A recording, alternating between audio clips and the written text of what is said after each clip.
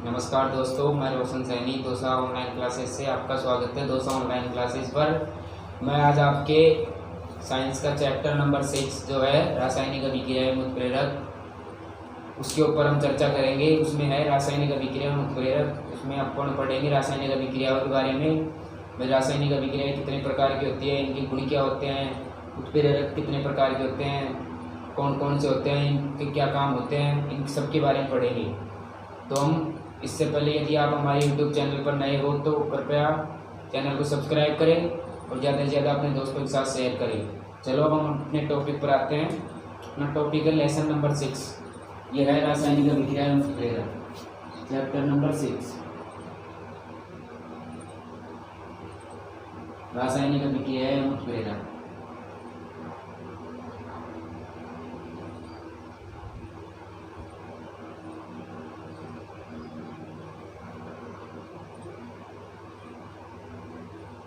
रासायनिक अभिक्रिया एवं उत्प्रेरक।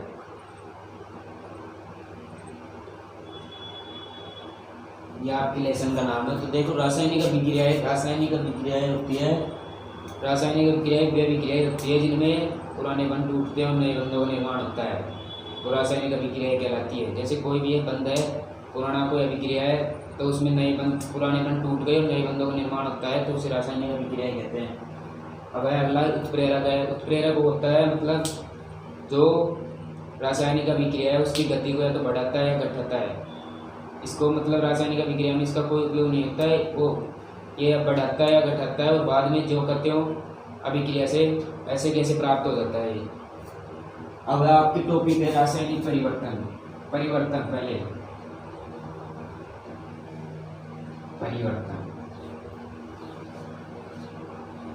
परिवर्तनों के बारे में तो आपने सुना ही होगा। परिवर्तन होते हैं दो प्रकार के। एक होता है रासायनिक परिवर्तन और दूसरा होता है भौतिक परिवर्तन। तो पहले मैं लिख देता हूँ यहाँ पे परिवर्तन दो प्रकार के होते हैं।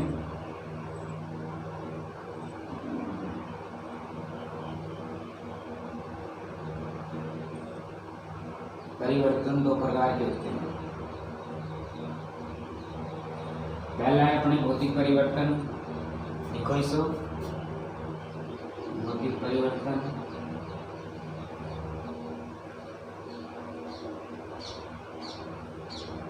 और दूसरा है अपना रासायनिक परिवर्तन।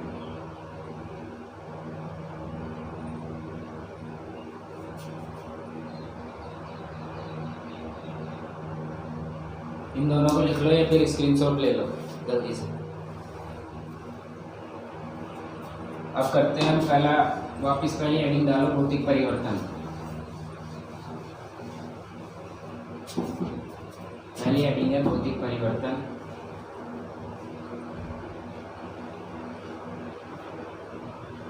भौतिक परिवर्तन देखो, भौतिक परिवर्तन आपने पहले भी इसके बारे में थोड़ा बहुत सुना होगा। भौतिक परिवर्तन वह परिवर्तन होता है इसमें पदार्थ के भौतिक गुणों में परिवर्तन होता है। भौतिक गुण होते हैं जैसे आकार, रंग, गंध, अवस्था आदि गुणों में परिवर्तन होता है, तो भौतिक परिवर्तन कहलाता है। जो ये अपना भौतिक परिवर्तन होता है, तो भौतिक परिवर्तन में एक से अधिक नए पदार्थ नहीं बनते। कहने का मतलब इसमें परिवर्तन में जैसे अपन एक पदार्थ से दूसरा पदार्थ बनाते हैं, तो उस पदार्थ से वापस पुनः पहले वाला पदार्थ प्राप्त किया जा सकता है। इसीलिए ये परिवर्तन अस्थायी परिवर्तन भी कहलाता है। तो यहाँ पे लिखो, भौतिक परिवर्तन वह परिवर्तन होता है, यह वह परिवर्तन होता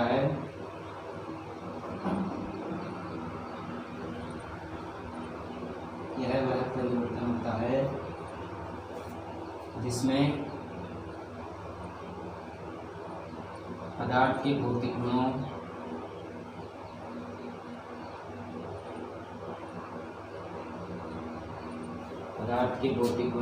भौतिक गुणों में ब्रैकेट लगा के लिख लो,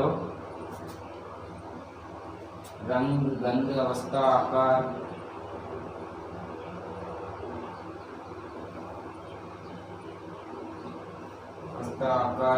ब्रैकेट बंद आदि में परिवर्तन होता है।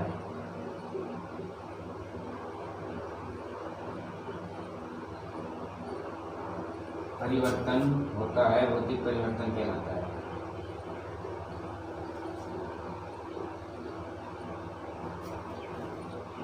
भौतिक परिवर्तन कहलाता है।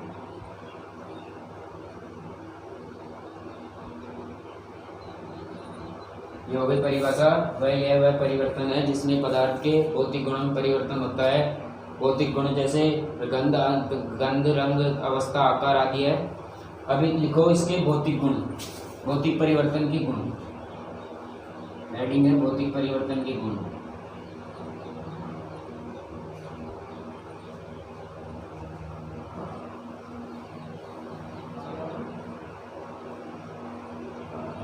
भौतिक परिवर्तन के गुण। भौतिक परिवर्तनों के गुणों में पहला गुण है इसका, यह परिवर्तन अस्थायी परिवर्तन होता है।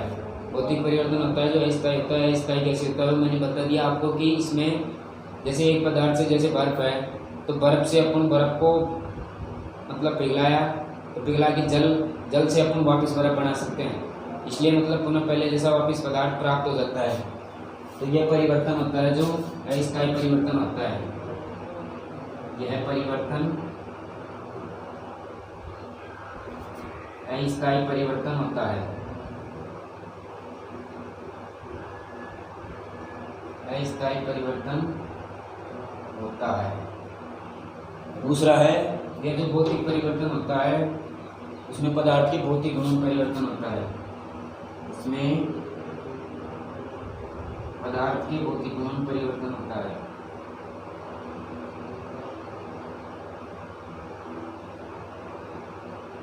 इसमें पदार्थ के भौतिक गुणों में परिवर्तन होता है।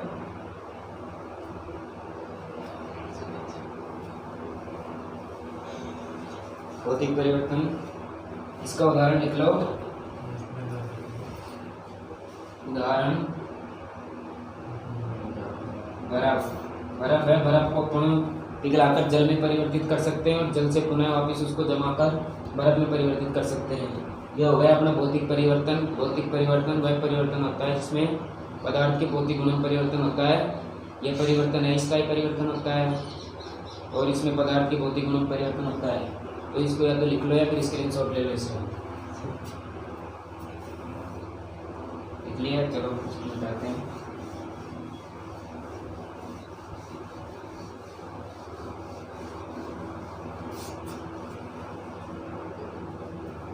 अगली हेडिंग लिखो रासायनिक परिवर्तन।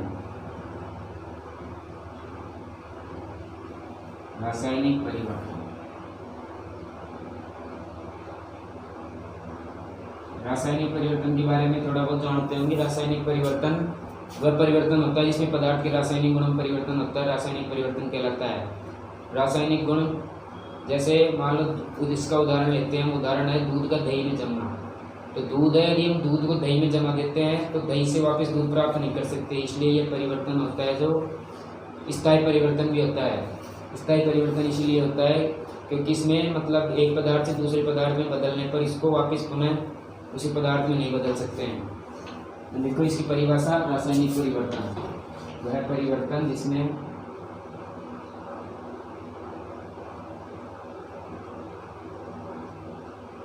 पदार्थ के रासायनिक गुणों में परिवर्तन होता है।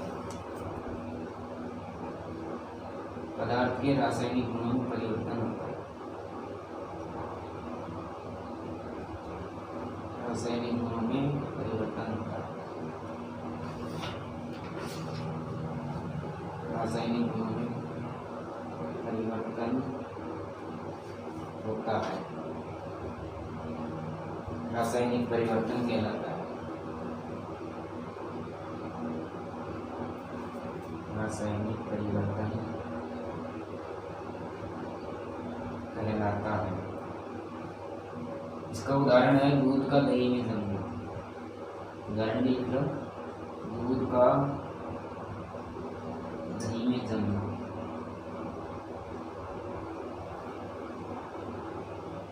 तो अपने रासायनिक परिवर्तन की परिभाषा हो गई। अब अगला है इसके रासायनिक परिवर्तन के गुण। रासायनिक परिवर्तन के गुण।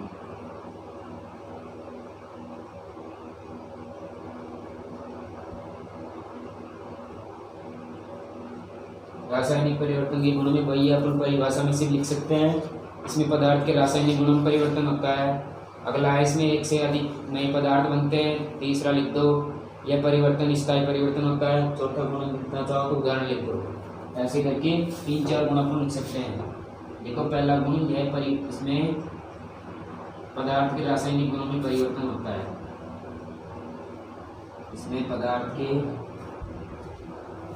रासायनिक गुणों में परिवर्तन होता है।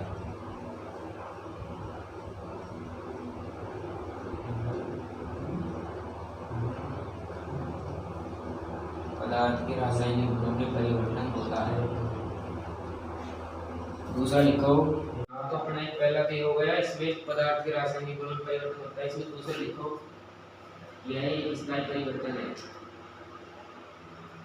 यह स्थायी परिवर्तन है। यह एक स्थायी परिवर्तन होता है। उदाहरण लिखना चाहो तो इसमें लिख लो, दूध का उदाहरण।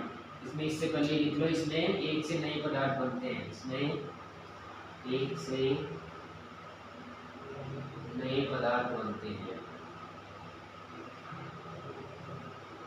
नए पदार्थ बनते हैं।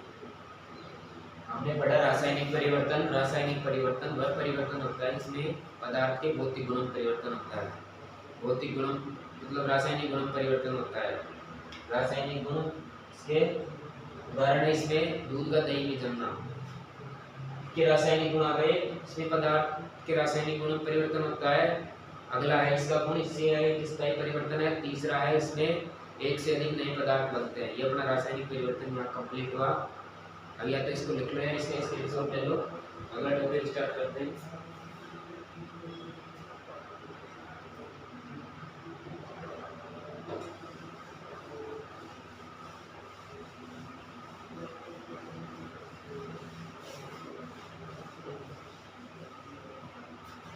अगला टॉपिक अपना रासायनिक समीकरण।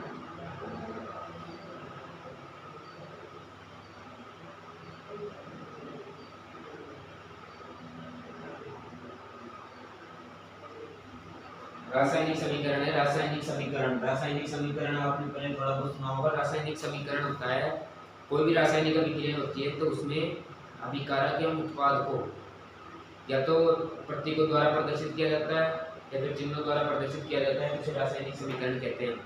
रासायनिक समीकरण किसी भी रासायनिक अभिक्रिया में जो पदार्थ होते हैं उनको या तो प्रतीकों द्वारा या अणुसूत्रों द्वारा प्रदर्शित किया जाता है, उसे रासायनिक समीकरण कहते हैं।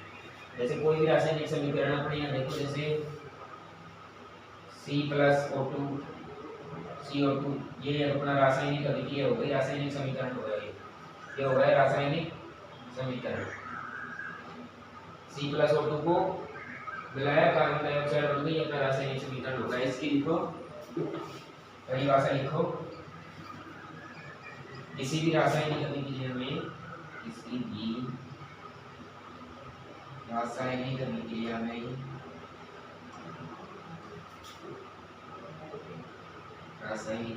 में पदार्थों को, किसी भी रासायनिक अभिक्रिया में है तो पदार्थों को प्रतीकों या अणुसूत्रों द्वारा प्रदर्शित किया जाए। प्रतीकों या अणुसूत्रों द्वारा प्रदर्शित किया जाए।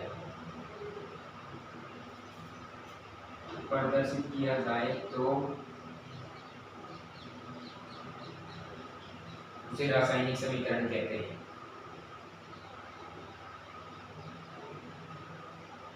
रासायनिक समीकरण कहते हैं। रासायनिक समीकरण की परिभाषा ये हो गई, किसी भी रासायनिक अभिक्रिया है, कोई भी रासायनिक अभिक्रिया है जिसमें पदार्थों को या तो प्रतीकों द्वारा प्रदर्शित किया जाएगा या फिर अणुसूत्रों द्वारा प्रदर्शित किया जाएगा, तो उसको अपन रासायनिक समीकरण कहते हैं। अब अगला हमारा जो इसमें टॉपिक है वो है रासायनिक समीकरण को लिखने के मतलब वो पद। रासायनिक समीकरण को कैसे लिखा जाता है, तो या तो आप इसको उतार लो या फिर स्क्रीनशॉट ले लो।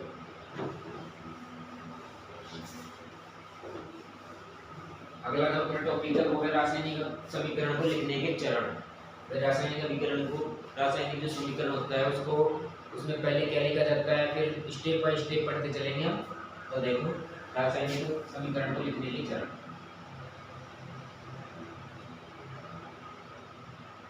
रासायनिक समीकरण को लिखने के चरण।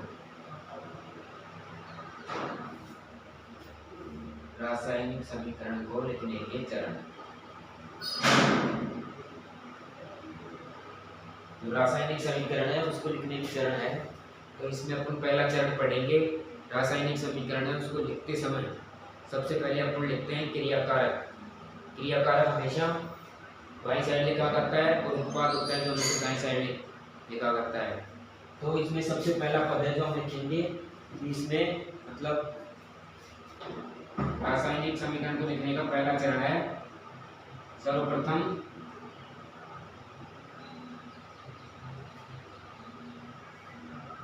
क्रियाकारक को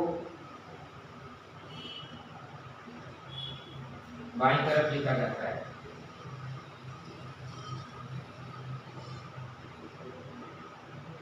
बाईं तरफ लिखा जाता है।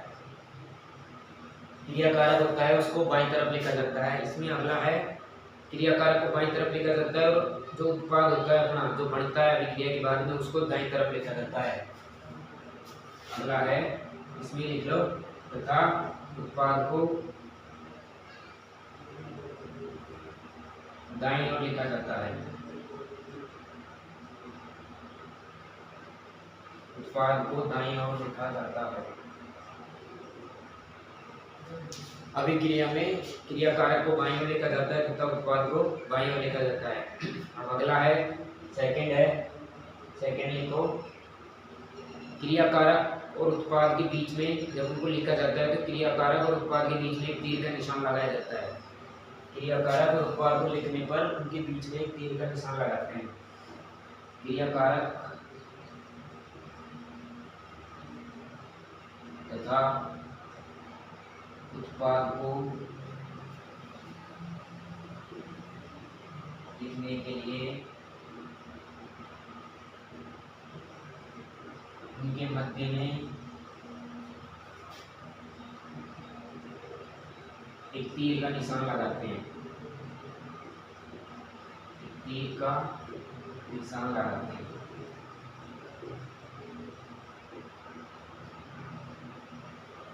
अभिकारक क्रियाकारक या उत्पाद को लिखते समय उनके बीच में तीर का निशान लगाते हैं। जैसे कोई भी अभिक्रिया है, देखो जैसे मान लो C+O2, ये है CO2, ये अपना हो गया क्रियाकारक और ये हो गया अपना उत्पाद। तो इनके बीच में जो ये है ये तीर का निशान लगाया जाता है। क्रियाकारक और उत्पाद को लिखते समय उनके बीच में तीर का निशान लगाया जाता है। क्रियाकारक को बाईं ओर लिखते हैं तथा उत्पाद को दाईं ओर लिखा जाता है। ये लिख लो यहाँ तक, इसका स्क्रीनशॉट ले लो। अगला पॉइंट बताते हैं फिर।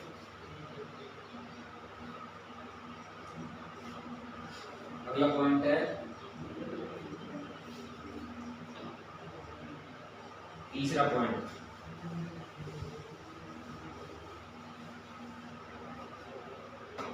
जो अपना तीसरा पॉइंट है वो ये है कि यदि मान लो कोई रासायनिक अभिक्रिया है, यदि उसमें क्रियाकारक और उत्पाद की संख्या एक से अधिक हो तो उनके बीच में धन का चिन्ह लगाया जाता है। जैसे कोई भी अभिक्रिया है, जैसे मान लो कोई भी अभिक्रिया ले लो, जैसे CuSO4 प्लस Zn, ये हो गया ZnSO4 प्लस Cu, यह अभिक्रिया है।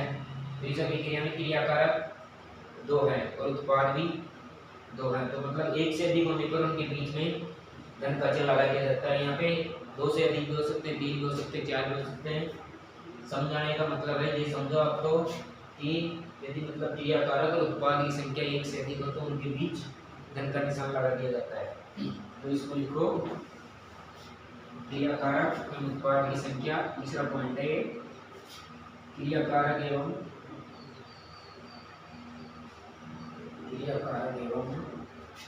उत्पाद की संख्या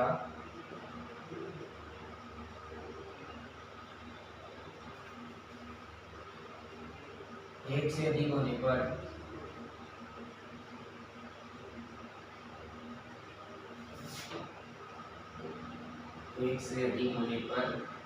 उनके बीच धन का चिन्ह लगा दिया जाता है प्लस। का चिन्ह लगाया जाता है। जो हो गया अपना थर्ड पॉइंट, सबको समझ में आ गया होगा।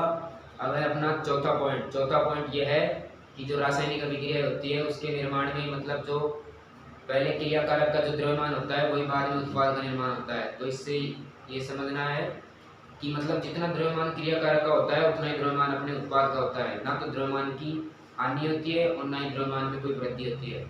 तो देखो चौथा पॉइंट, रासायनिक अभिक्रिया के निर्माण में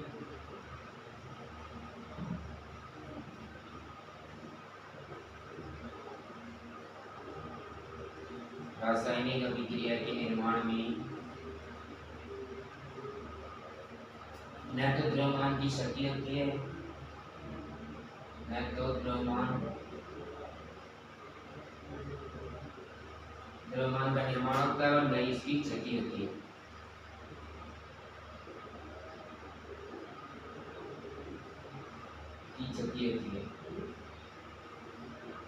ये होगा अपने दो पॉइंट, तीसरा और चौथा। तीसरा पॉइंट है क्रियाकारक और उत्पाद की संख्या एक से अधिक होने पर अपन घन का चिन्ह लगा देते हैं उनके बीच में। चौथा पॉइंट है रासायनिक अभिक्रिया में न तो द्रव्यमान का निर्माण होता है और न ही द्रव्यमान की क्षति होती है। इसको करो फिर अगले टॉपिक पर चलते हैं। इसका स्क्रीनशॉट ले लो।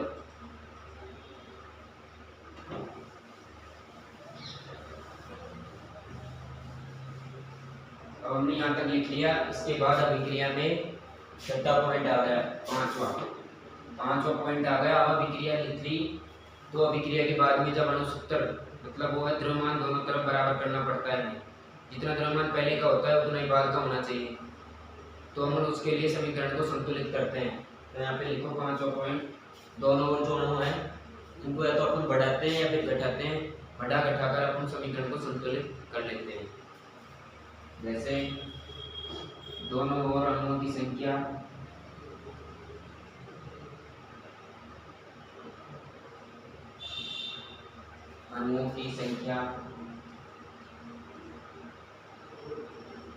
बढ़ाकर या घटाकर समीकरण को संतुलित किया जाता है।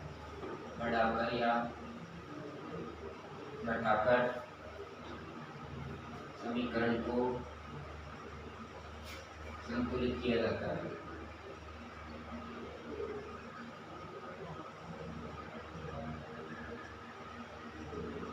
संतुलित करने का मतलब है मतलब दोनों तरफ क्रियाकारक जितनी होगी उतने उत्पाद होगा। मतलब दोनों जैसे कोई तरह की होता है तो उसका पगड़ा मैंने मतलब दोनों तरफ से इसको बराबर कर दिया। अगला पॉइंट है अपना समीकरण को संतुलित कर लिया। संतुलित करने के बाद में जब रासायनिक अभिक्रिया मतलब मान लो पूर्ण हो गई, तो पूर्ण होने के बाद जो उसमें अपन उत्पाद या क्रियाकारक काम लेते हैं तो उनकी जैसी अवस्था होती है तो उनके साथ ब्रैकेट में नीचे लिख दिया जाता है। जैसे उदाहरण के तौर पर समझो, जैसे मान लो C+O2 है, ये मिलकर बनाया CO2 बना लिया। तो CO2 यहाँ पे कार्बन है तो ये अपन ले रहे हैं ठोस। तो यहाँ पे ठोस के लिए अपन ने लगा दिया S। O2 है, O2 गैस है तो अपन ने लगा दिया G। इससे जो उत्पाद बना जो उत्पाद है वो उत्पाद है कार्बन डाइऑक्साइड। कार्बन डाइऑक्साइड एक गैस होती है तो यहाँ लगा दिया हमने G, गैस। तो यही है इसका मतलब कि मान लो अपन अभिक्रिया पूरी होने के बाद जो अपन उत्पाद लेते हैं, क्रियाकारक लेते हैं, उनकी जैसी अवस्था होती है उनको उनकी अवस्था को उनके साथ नीचे ब्रैकेट में लिख दिया जाता है। तो इसको लिखो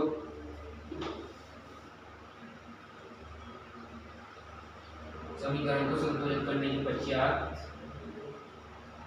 जो अपना समीकरण है उसको संतुलित करने के पश्चात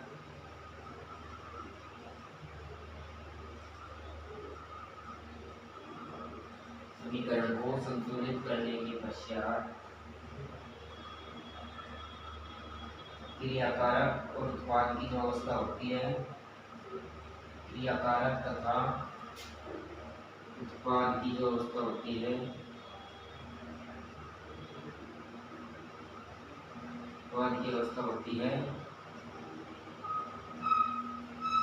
उसे लिख देते हैं।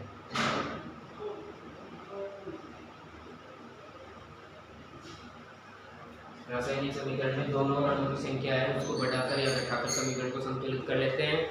उसके बाद अगला पॉइंट है समीकरण को संतुलित करने के पश्चात जो उनकी अवस्था होती है उनको मतलब अवस्था के रूप में नीचे ब्रैकेट में लिख देते हैं। अगला पॉइंट है 7वां, यदि रासायनिक अभिक्रिया होती है उसमें यदि जो विलयन है वो जलीय विलयन हो तो उसको उसके साथ ब्रैकेट में जैसे हमने इसमें लिखा Hg लिक्विड लिक्विड वगैरह तो उसमें अपन उसके साथ एक्वा लगाते हैं। जैसे कोई भी ऐसा समीकरण है जैसे मान लो H2 + O2 यहाँ पे हो गया 2H2 तो अपन इसको लगाते हैं तो यहाँ पे अपन ये जलीय विलयन है तो यहाँ पे ब्रैकेट में एक्वा लिख देते हैं। तो यही इसका मतलब कि यदि जलीय विलयन जो अपने रासायनिक अभिक्रिया है यदि वो जलीय विलयन के रूप में हो तो उसमें उत्पाद होता है वहाँ पे अपन ब्रैकेट में एक्वा लगा देते हैं। तो लिखो यदि अभिक्रिया जलीय विलयन के रूप में हो यदि अभिक्रिया जलीय विलयन के रूप में हो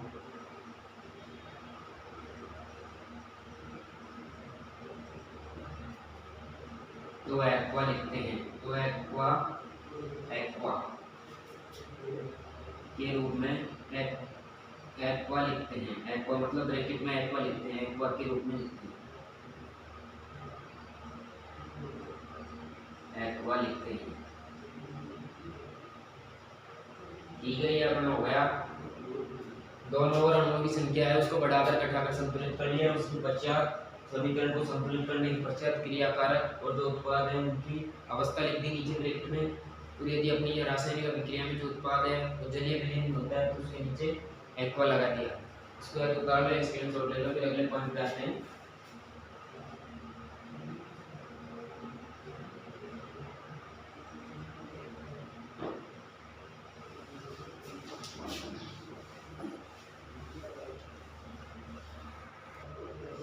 अपना अगला पॉइंट है यदि मान लो अभिक्रिया है जो अपनी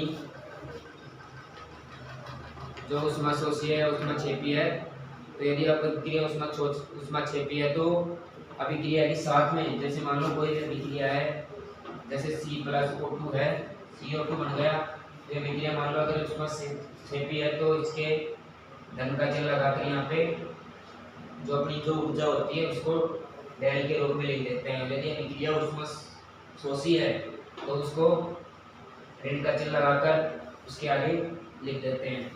लिखो हाँ तो हम लिख रहे थे 8वां पॉइंट अपना यदि अभिक्रिया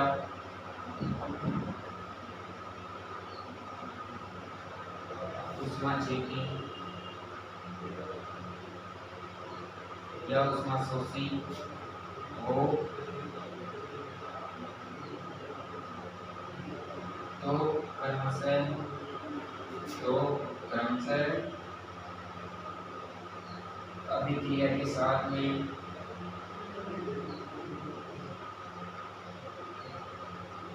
धन व ऋण चिन्ह लगाकर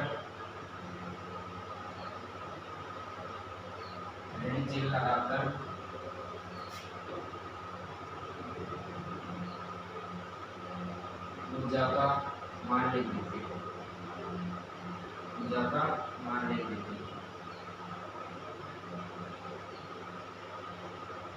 अपना 8वां पॉइंट हो गया यदि अभिक्रिया ऊष्माक्षेपी या ऊष्माशोषी हो तो क्रमशः अभिक्रिया के साथ में ऊष्माक्षेपी के साथ में तो प्लस का चिन्ह और ऊष्माशोषी के साथ में माइनस का चिन्ह।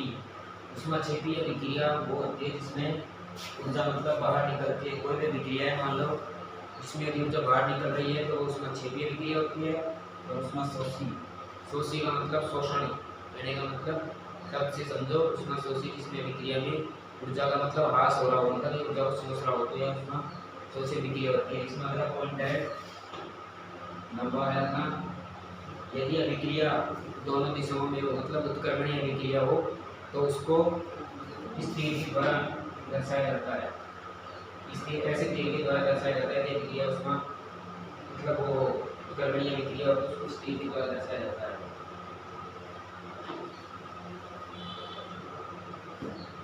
यदि अभिक्रिया उत्क्रमणीय हो, यदि अभिक्रिया उत्क्रमणीय हो तो उसे इस तीर के द्वारा चिन्ह द्वारा दर्शाया जाता है। इस चिन्ह द्वारा दर्शाया जाता है। इस चिन्ह द्वारा दर्शाया जाता है। यदि क्रिया उत्क्रमणीय मतलब दोनों दिशाओं में क्रियाकारक से उत्पाद बन रहे हो, उत्पाद से पुनः क्रियाकारक बन रहे हो, तो क्या उत्क्रमणीय क्रिया, तो इसको इस चिन्ह के द्वारा दर्शाया जाता है।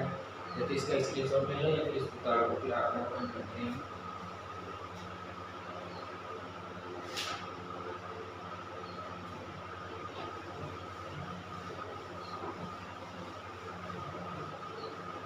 अपना अगला पॉइंट है, मान लो अभिक्रिया पूरी हो रही है तो उसमें कुछ दाब देकर लगाना पड़ेगा अभिक्रिया को संपन्न करने के लिए।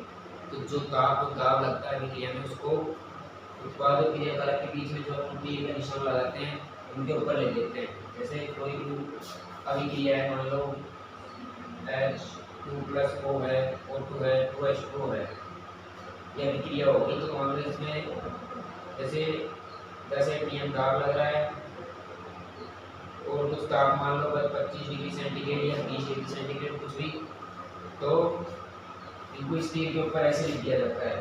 ठीक है, अगला लिखो, ये देखो इसको पॉइंट पहले इसका पॉइंट है, यदि अभिक्रिया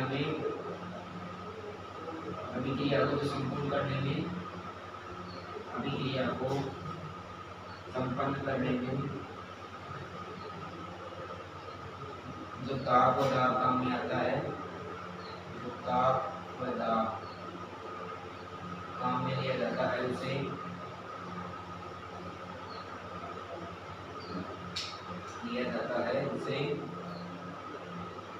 तीर के चिन्ह के ऊपर लिखा जाता है। तीर के जो चिन्ह है उसके ऊपर लिखा जाता है।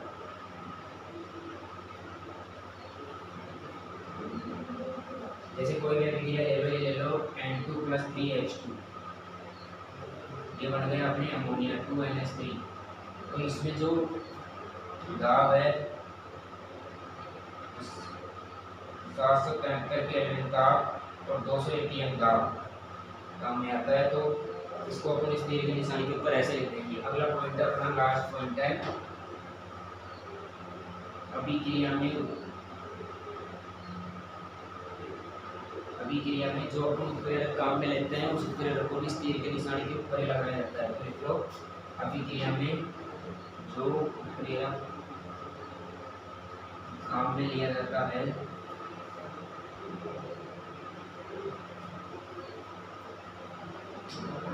उसे तीर के निशान के ऊपर लिखा जाता है। तीर के निशान के ऊपर लिखा जाता है।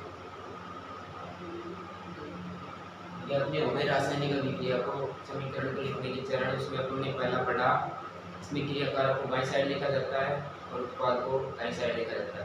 दूसरा पॉइंट हमने पढ़ा, क्रियाकारक और उत्पाद के बीच में तीर का निशान बनाया जाता है। ठीक है, तीसरा पॉइंट था अपना, क्रियाकारक और उत्पाद की जो संख्या है वो एक से अधिक होती है, मतलब मान लो 2 या 3 हो तो उनके बीच में प्लस का निशान लगाया जाता है।